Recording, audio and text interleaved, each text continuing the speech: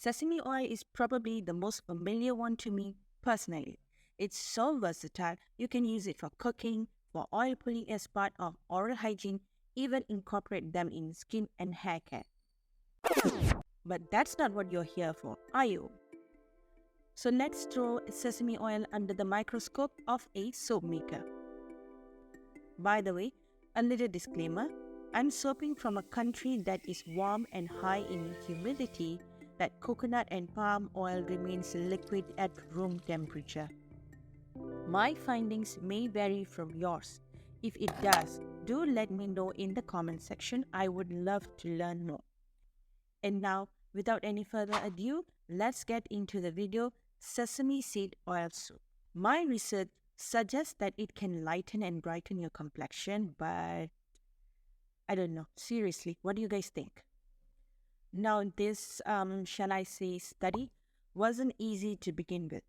The SAP value that I found didn't specify if it's meant for white sesame seed or roasted sesame seed.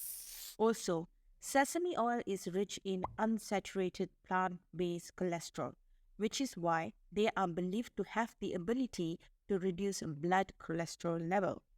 The plant-based cholesterol will fight with actual fat for spot in the cell.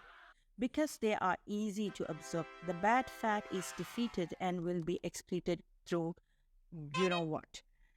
Good news for health, bad news for soap.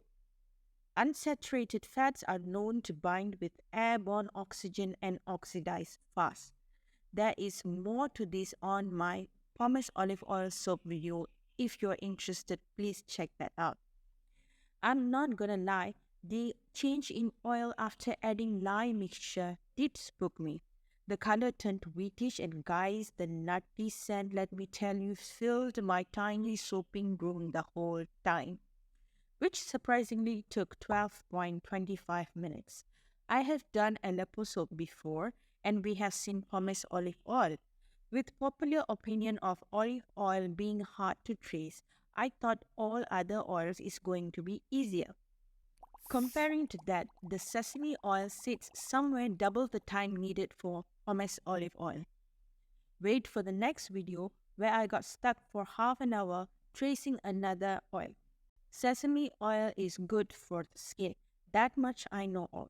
The special compound found in them acts as anti-inflammatory and antioxidant. It protects the skin from UV radiation, treats acne, moisturizes dry skin, reverses premature aging, balances skin pH, exfoliates dead skin cell, and heals damaged skin. Famous skincare brand has included it in their ingredient list, so considering it in our own product line is worth a shot. By the way, I got a new mold.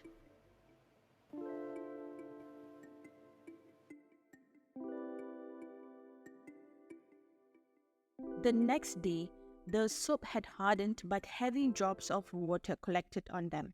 In these past months, I have done the same soap twice, and both times the soap attracts water droplet. Now, this is common if you're soaping in a humid condition, and it has been raining non-stop for the past 2 days. If you ever come across such a situation, wipe the droplets away and keep the soap in a well-ventilated area, or simply install a fan. But that is not the case here. It was a fairly sunny day when I did the soap for the second time. I also have many other soaps curing in the same room as these, and they are not sweating. So, why is sesame seed oil soap prone to sweating? Well, it's because it contains natural humectant properties. That's why they can attract and retain moisture so that your skin will stay hydrated. Another reason to include them in your soap, but I would suggest at a low percentage. This is the same sesame baby. It has been sitting in my bathroom windowsill for the past 1 month. There is no slimy coating, and it held its shape pretty good. So I'm going to conclude that sesame seed oil soap stores well in bathrooms. I don't know about you, but lather test is the part I'm most excited about. easy to build large bubbles that reduce to thick and creamy ones very fast. Although it may look similar to castile, it isn't sticky or oily and washes off clean. Even after a month of storing them in open air, the soap doesn't show signs of oxidization. I will be keeping one in jar and another one in open air just like I did with my castile soap. Speaking of, if you're interested to see how pumice olive oil behaves on its own as a soap, click the link above. I will also add it to the description and I will be posting the updates on these soaps periodically, so make sure you're following me along the journey. Till the next video, bye bye.